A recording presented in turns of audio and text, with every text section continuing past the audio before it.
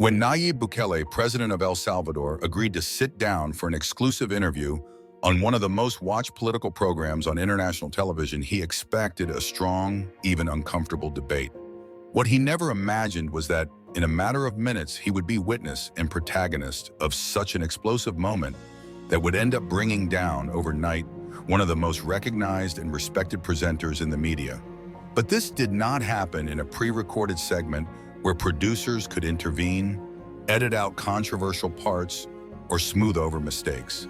No, this happened live, unfiltered, and before the eyes of millions of viewers around the world. Bukele had been a guest on the Global Morning Current program, known for its intense debates, provocative tone, and especially for its hosts who were not afraid to push guests to the limit. On the other side of the table was Paul Danning, a veteran journalist who had built his career on generating outrageous headlines and challenging anyone who sat across from him. His style was aggressive, his tactics ruthless, and his goal clear: not to moderate a conversation, but to dominate it and come out on top at all costs. This time, however, his opponent was not just any traditional politician. It was Nayib Bukele, a young president with a direct, disruptive style, and who, as usual, did not plan to back down from anyone. The segment began predictably.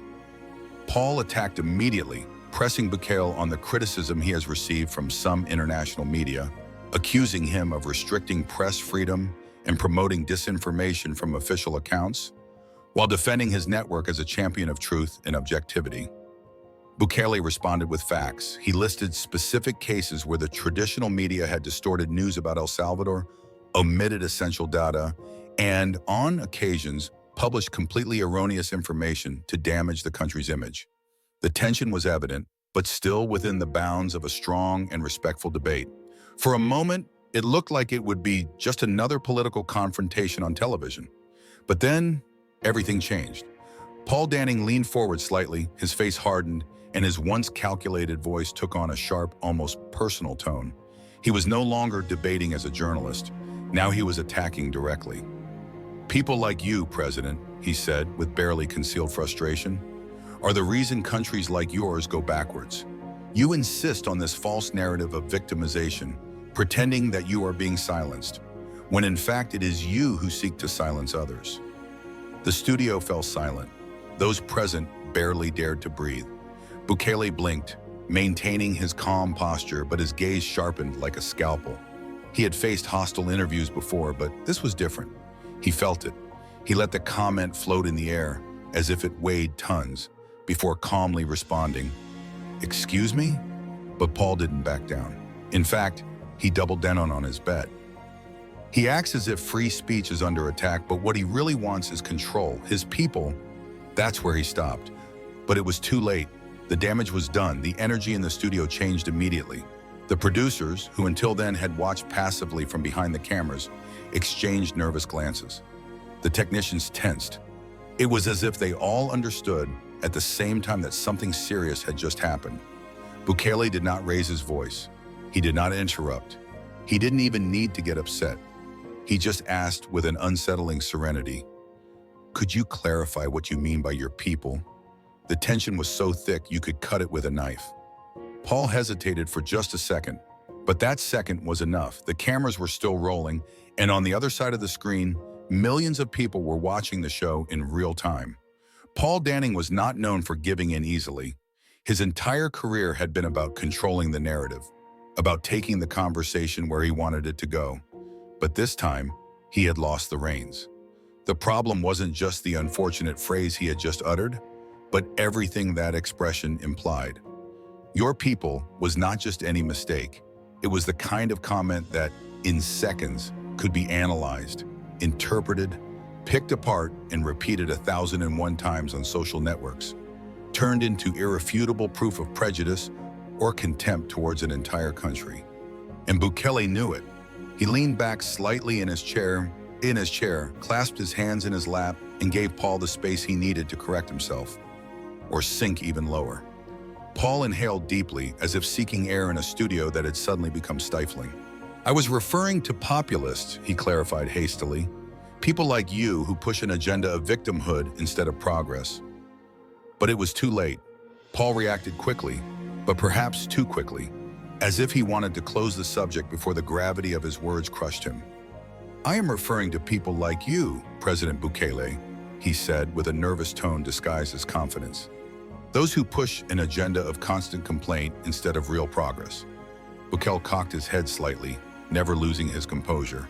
His voice sounded firm, leisurely, as if he measured each word with surgical precision. "So, to be clear," he asked without altering his tone, "when you said your people, you didn't mean anything beyond a simple political ideology?" Paul's face hardened, his lips pressed into a thin straight line. He had been in this game for decades, and he knew a trap perfectly well when he fell into one. He knew that any false move would sink him deeper. If he denied, he would look like a coward who wouldn't own his words. If he accepted the mistake, he would lose all authority. So he opted for the worst thing he could do: change the subject and try to divert the conversation. "Oh, come on, President Bukele, don't play the victim here," he said with a dry, unfunny laugh. "This is exactly what I'm talking about. This false indignation. You know perfectly well what I was referring to, but instead of debating the real issues, you prefer to twist my words and make this personal." Bukele didn't even blink. He didn't fall for the provocation or get distracted. He knew exactly what Paul was doing, and he wasn't about to give him the satisfaction. "I don't need to twist anything, Paul. Your words speak for themselves." For an instant, something crossed Paul's face: irritation, perhaps a fleeting flash of regret. But if there was, he hid it immediately. He had already made too much progress in his speech to backtrack. And then he made the ultimate mistake. "You know what? Maybe if countries like El Salvador spent less time complaining and more time actually contributing to society, we wouldn't be having this conversation." There it was, an arrogant, blanket, discriminatory statement, delivered unfiltered, live, in front of millions of people. The silence that followed was overwhelming. Not only inside the studio, where even the technical crew stopped moving, as if they feared the slightest sound would break the tension, but also on the other side of the screen. Thousands, soon to be millions, of viewers listened in disbelief. Even Paul seemed to notice.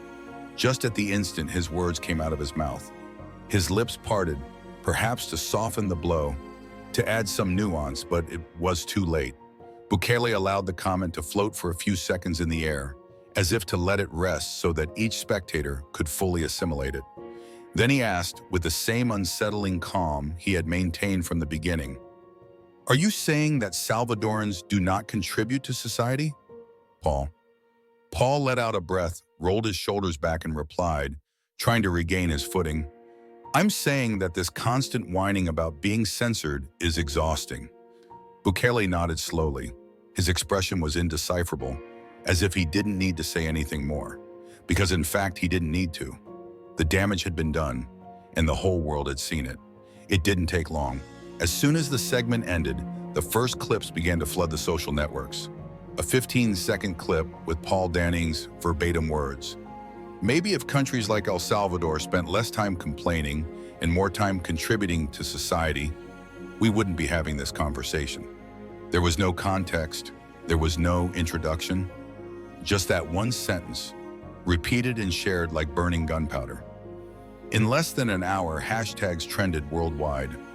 Hashtag farewell a Paul Danning. Hashtag respeto para El Salvador. Respect for El Salvador. Ad Bukele was right, and comments were soon divided. For some, it was an absolute lack of respect, a blatant display of the contempt that certain international media feel towards Latin American countries. Others, desperate to minimize the situation, tried to defend Paul by claiming that he had been misunderstood. But the full video of the program did nothing to help his case. If anything, it made it worse. If anything, the release of the full video only made the situation worse. Far from clearing up misunderstandings or softening the impact of Paul Danning's words, it ended up confirming viewers' worst fears. The phrase had not been taken out of context. It had not been manipulated or maliciously edited. There it was, intact, spoken live and in front of millions, as irrefutable proof of contempt for El Salvador and, by extension, for any nation that dared to challenge the dominant narrative. Political commentators, both right and left, were quick to pounce on the issue. Some condemned Paul unreservedly, calling his words a reflection of the imperialist arrogance that for decades had belittled Latin American countries. Others, on the other hand, tried to turn the scandal around, suggesting that it was yet another case of selective outrage, where social networks magnify any mistake to the point of destroying careers. But beyond the divided opinions, there was one thing undeniable. Everyone was watching. And then came the sponsors. Before noon, 3 of the major brands funding the Global Morning Current program announced the temporary suspension of their contracts. They issued carefully worded statements explaining that they were reviewing their relationship with the network and evaluating the show's ethical commitment to the values of respect and diversity. By the afternoon, there were no longer 3. 5 more companies joined the boycott, withdrawing their advertising support indefinitely. It was a total emergency situation. Crisis mode activated. Meanwhile, Paul Danning remained silent, perhaps because he understood that anything he said would only fuel the fire, or maybe because he was confident that the storm would pass, as it had so many times in his long career. But this time, this was no mere passing controversy. The scandal had reached a magnitude that not even the network itself could ignore. And the most ironic thing was that Nayib Bukele did not have to say a single word. It was enough for him to retweet the video of the exact moment in which Paul made his derogatory comment about El Salvador. Without adding any sentence, no opinion, just a thoughtful emoji. That was enough for global outrage to erupt with even more force. But the worst for NBS News, responsible for the program, was yet to come. For as they tried to contain the outrage, the public backlash was not only not abating, it was increasing by the hour. Newsroom emails were collapsing with thousands of messages demanding immediate action. Sponsors, who at first had only paused their participation, were now beginning to cancel their contracts for good. And as if that were not enough, other rival networks began to take advantage of the situation. Programs from different parts of the world began to use Paul Danning's case as a perfect example of media arrogance, of the contempt that the major platforms feel for countries that do not fit into their hegemonic vision. The next morning, NBS News called an emergency meeting. On the table were 2 options. 1, defend Paul and risk that social and economic pressure would eventually sink them. 2, break off relations with him and protect the network's reputation, even if it meant losing one of its star anchors. For years, Paul Danning had been one of the channel's most recognizable faces. A veteran journalist, respected and feared for his direct and uncompromising style. But now he had become a liability. At 3:00 p.m., the network issued an official statement. Paul Danning has been suspended indefinitely while we conduct an internal review of the program aired yesterday. At NBS News, we reaffirm our commitment to respectful, unbiased, and responsible journalism. To communications experts, it was clear that this was a textbook corporate message, a fancy way of saying, we're going to measure how much damage this causes us before we decide whether to fire him for good. But social media has no patience for half measures. Suspension was not enough. People demanded immediate dismissal. And while Bukele wasn't actively leading that campaign, he wasn't stopping it either. That same night, he appeared on another television interview. And of course, he was asked directly, do you think Paul Danning should be fired? Bukele paused. He looked at the presenter serenely, as if he knew that this answer would mark another turning point in history. Then he said, I believe that people in positions of influence should be responsible for their words, Nayib Bukele replied, with the same strategic calm he had maintained from the beginning. He did not raise his voice. He did not dramatize. He did not seek easy applause. But that phrase, so measured and precise, was devastating. And it was enough to seal Paul Danning's fate. The next morning at 9:15 a.m., NBS News released its final decision through a statement that rocked the media world. Effective immediately, Paul Danning is no longer affiliated with NBS News. We thank him for his years of service and wish him the best in his future endeavors. What followed was a veritable media earthquake. Some called it justice, others as unforgivable excess. But regardless of side, one thing was clear. Paul Danning was finished. However, the conversation was just beginning. For even though Danning had disappeared from the screen, the debate was just igniting. His dismissal completely divided public opinion, not only in the United States, but also in much of Latin America, where millions of people were following the case with special attention after what happened with Bukele. On the one hand, there were those who saw his removal as a long-awaited act of justice. For them, it was definitive proof that media giants could no longer treat entire countries with contempt and get away with it.